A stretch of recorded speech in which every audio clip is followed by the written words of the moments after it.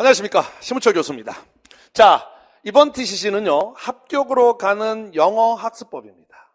제가 여러분들을 지도하면서 좀 안타까운 게 뭐냐면요, 정말 공부를 열심히 하는 친구들은 정말 많은데요, 어떻게 제대로 공부를 하는지, 다시 말하면 공부 어떤 전략이랄지, 그 다음 내가 강의를 들었을 때 이걸 어떻게 복습해야 되는지에 대해서 전혀 개념이 없는 친구들이 너무 많더라고요. 자, 그렇게 내가 어떤 공부에 대한 올바른 학습법이나 제대로 된 복습법을 알지 못하면요, 아무리 열심히 해도 공무원은 합격하기가 힘듭니다. 왜냐? 이 공무원이라는 시험의 평균 경쟁률은 50대 1을 넘어서는 시험이란 말이에요. 그 말을 바꿔서 이야기를 하면 열심히만 갖고는 절대로 될 수가 없다는 뜻입니다. 그렇죠? 그래서 이번 시간에는 영어를 어떻게 공부를 해야 되는지에 대한 설명을, 아무래도 저 강좌랑 아무래도 어떻게 그렇게 연결이, 예시를 들어가니까, 특히 이 TC를 보는 친구들은 제 수업을 따라오는 친구들이 많을 테니까 제가 제 강좌랑 좀 연결시켜서 설명을 드리도록 할게요. 자, 먼저 여러분들 한번 생각을 해봅시다. 여러분들이 영어를 공부하는 목표가 뭐예요? 합격입니까? 만점입니까? 같은 말 아닙니까? 라고 할 수는 있지만 저는 아니라고 봐요. 솔직하게 말해서 여러분들의 목표는 만점은 아니죠. 그렇죠? 어떤 친구는 저는 7점 맞았으면 좋겠어요. 어떤 친구는 꽈락만 면하면 좋겠어요. 예, 맞아요. 제발 여러분들 만점을 위한 공부를 하지 마시고요, 80점, 90점을 위한 공부를 하세요. 저는 그렇게 하는데요 라고 할 수 있는데 제가 볼 때는 안 그렇습니다. 모든 학생들은 다 공부를 이렇게 해요. 그러니까 시간이 너무 많이 걸리고요, 오히려 역설적으로 만점이 아니라 50점, 60점에서 머무르는 겁니다. 무슨 말인지를 다시 한번 설명을 드릴게요. 자, 예를 들어 봅시다. 영어의 가장 기본, 만약에 영어를 내가 공부를 한다 그러면 가장 기본적인 건 뭐냐면 어휘죠. 그렇죠? 그 다음에 뭐가 돼야 되냐면 정확한 해석 능력을 먼저 갖추셔야 돼요. 물론 정확한 해석 능력을 하는데 필요한, 해석을 하는데 필요한 문법이 있는 거고요. 그 다음에 여러분들이 좀 구분을 하셔야 되는 게, 우리가 공무원 시험에 문법 영장이 4문제가 나오죠. 그 문제를 맞추기 위한 문법은 또 다른 거라고요. 근데 자, 봅시다. 내가 50점이야. 그럼 이 친구 맨 처음에 뭘 사느냐? 서점에 가서 공무원과 관련된 어휘책을 산단 말이에요. 예를 들어서 내 공무원 어휘책이 총 사실 저는 3권인데 이걸 사요. 자, 서점에 나와 있는 대부분 교수님의 어휘책은 어디에 목표가 맞춰져 있냐면, 우리가 공무원의 어휘 문제 2개에서 3문제가 나오잖아요. 그건 상당히 수준이 높은 어휘죠.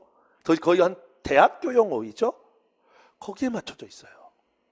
그럼 생각을 해봅시다. 내가 50점이라고 한다면요, 이 사람은 뭐가 지금 아직도 안 돼 있냐면 중학교 중3 고1용 어휘도 안 돼 있어요. 근데 이걸 보고 있어요. 답답할로 그러시죠. 그럼 이 친구는 미안하지만 정말 이걸 열심히 하잖아요. 어휘 2문제는 맞출 수 있을 거예요. 근데 독해 11번부터 20번은 틀릴 거예요. 왜? 어휘가 안 돼서. 이게 얼마나 어이없는 짓입니까? 이해됩니까? 제발 자기 수준에 맞춰서 단계적으로 하나씩 갈 생각을 해야지 처음부터 완벽하게 가려고 하지 마시라고요. 만점이 영어로 뭐냐면 perfect score예요. 완벽입니다. 여러분들 90점을 위한 공부가 이 정도라면요, 만점을 위한 공부는 이 정도예요. 그러면 여기를 하고 이렇게 가는 게 맞지 않겠어요? 90점도 아니죠. 먼저 70점을 위한 핵심을 하고 그 다음에 80점, 90점으로 가는 공부를 하셔야죠. 근데 여러분들은 뭐예요? 지금 처음부터 어휘를 여기를 하고 있잖아요. 이해되셨죠? 단계적으로 가셔야 됩니다. 단계적으로. 알겠어요? 똑같습니다. 문법도 그래요. 예를 들어 봅시다. 먼저 이거 잠깐 보시면, 제 문법 강좌 중에 문법 789라는 게 있단 말이에요. 이 문법 789는 뭐냐? 문법 4문제를 맞추기 위한 강의예요. 근데 이걸 보시면 안 되죠. 그럼 맨 처음에 나는 정말 50점 단계다? 그럼 뭐부터 가야 돼요? 기본적인 문법과 구문이 들어가야 되죠.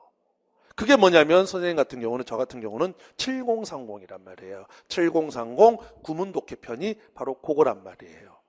이해되셨습니까? 그러니까 그렇게 가는 거예요. 그래서 어휘도 똑같습니다. 꼭 제 책 아니더라도요. 나는 50점 미만인데 라고 하시면 먼저 서점에 가셔서 뭐를 사시는 게 좋냐면 중학교 어휘 정리된 거. 그 다음에는 고등학교 수능용 어휘를 외우세요. 그리고 나서 공무원용 어휘로 가는 게 맞습니다. 단계로 가시는 거예요. 알겠죠? 어휘와 관련된 복습법을 하나를 좀 설명을 할게요. 어휘는 가급적이면 어떻게 가는 게 좋냐면 누적 복습으로 가시는 게 좋습니다. 누적 복습이란 건 뭐냐면 대개 책들이 저 책도 그렇습니다만 데이별로 돼 있죠. 그렇죠? 그러면 오늘 내가 데이 1을 했으면 그 다음에는 데이 1, 데이 2를 같이 누적하는 거죠. 그 다음에는 데이 1, 데이 2, 데이 3을 가는 거고요. 앞에서 했던 것들은 누적이 생각보다 시간이 많이 걸리지 않습니다. 그랬더니 또 어떤 친구는 10일째 되던 날 데이 1부터 데이 10을 하고 있더라고요. 그럼 20일째는 데이 1부터 데이 20을 할 거예요. 누적하다 인생 끝나죠. 그러니까 한 5날 정도로 묶으시면 되겠죠. 그러니까 6일째는 데이 2부터 데이 6, 그 다음에는 데이 3부터 데이 7 이렇게 누적을 가시는 게 좋고요.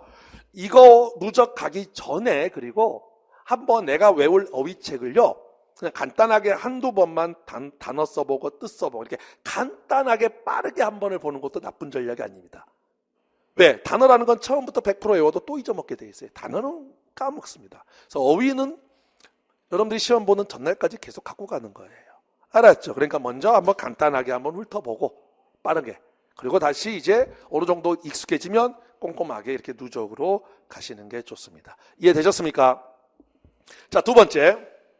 그래서 다시 한번 여기 보시면 먼저 어휘가 돼야 되고 공부는 여러분들 그래서 약간 영어는 투트랙으로 가야 돼요. 투트랙으로. 어떻게 가야 되냐면 어휘 따로. 알겠죠? 방금 같은 게 여러분들이 정말 기초가 약하다면 중학교. 알겠죠? 그 다음에 고등학교. 알겠죠? 그 다음에 진짜 이제 공무원 영어. 그 다음에 이제 이디엄. 알겠죠? 이렇게 들어가는 게 좋고요. 그 다음에 여기는 또 따로 가시는 게 좋아요. 그럼 여기서는 뭐가 돼야 되냐면 구문. 정확하게 문장을 해석하는 거. 그 다음에 이제 유형별 독해가 들어가는 게 좋아요.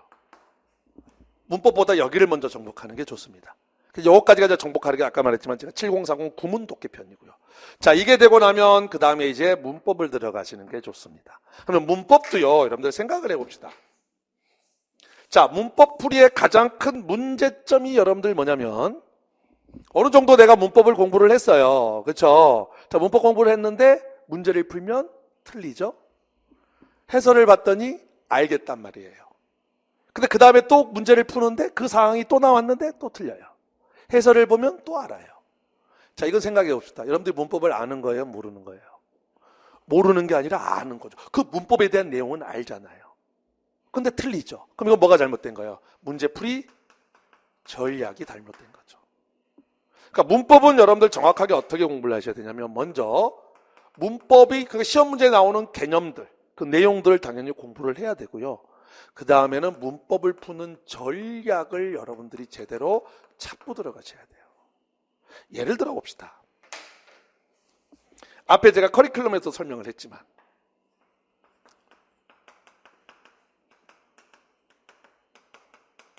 자, 이게 나왔단 말이에요. 이게 가목적어, 진목적어인데 실제로 시험에는 어떻게 나오냐면 이슬 안 주고 이게 가목적어 맞냐 틀리냐가 나와요. 이거 여러분들이 개념 파트에서 이거를 공부를 했다고 이렇게 시험에 나오면 이거 틀렸다는 거 잡아낼 수 있을 것 같습니까? 못 잡아냅니다. 그러니까 문법을 아는 거랑요, 문법 문제 푸는 거랑은 다르다고요. 그러면 뭐가 돼야 되느냐? 문법을 먼저 풀었죠. 문법 문제를 먼저 개념을 공부를 했죠. 그러면 전략을 익히셔야 돼요. 전략이란 건 크게 두 가지입니다. 하나는 어휘적으로 접근하는 거, 두 번째는 시스템적으로 접근하는 거. 시스템은 그냥 넘어가고요. 어휘적이란 건 이거예요. 여기 정리되어 있지만, 자, 근데 보세요. 방금 했지만 문법 문제를 푸는데 메이크가 나왔어요. 뭐 생각해야 돼요? 그러면 여러분들 아무 생각이 없어요. 그렇죠? 왜? 다 파편적으로 배웠거든요. 그렇죠? 자, 메이크는요, 크게 잘 봐보세요. 지각동사, 사역동사에서 메이크 나오죠. 사역동사 메이크, 그럼 목적어 다음에 뒤에 원형부정사 오느냐, 투부정사 오느냐. 투부정사 오면 틀리죠. 이거 묻죠. 또는 PP. 두 번째, 방금 말했던 가목적어, 진목적어입니다. 세 번째, 목적 보호로, 메이크는 목적 보호의 형용사냐 부사냐가 굉장히 시험에 잘 나와요. 이해돼요? 그러면 그렇게 정리가 돼야 되죠.